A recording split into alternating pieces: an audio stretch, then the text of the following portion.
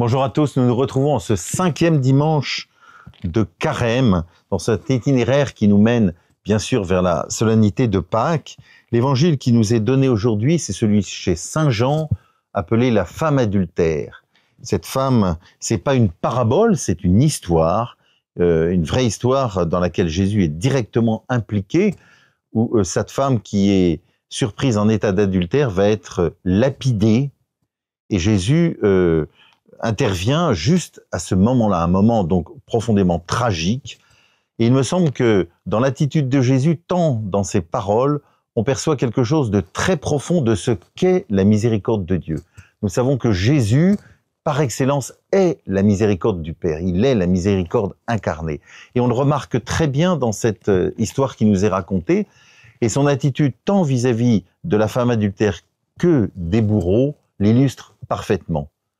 Jésus, qui est Dieu, aime tout autant la femme adultère que ses bourreaux. Mais il va exprimer à chacun ce qui est juste et on perçoit quelque chose de la justice de Dieu.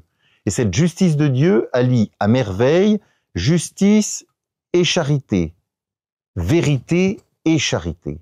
Et on voit que Jésus tient les deux, à la fois la vérité de la situation, et il renvoie chacun à sa propre responsabilité, mais aussi la charité.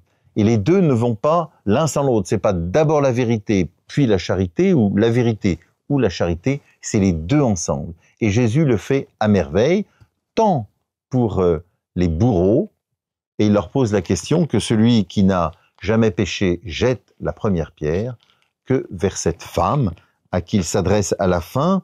« Femme, où sont-ils donc? Personne ne t'a condamné ?»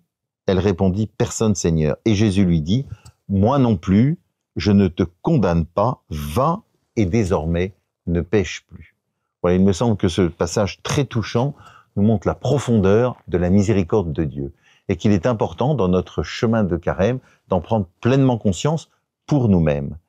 Et donc notre attitude juste, comme celle de Jésus, c'est de tenir ensemble vérité et charité. Bon dimanche à chacun.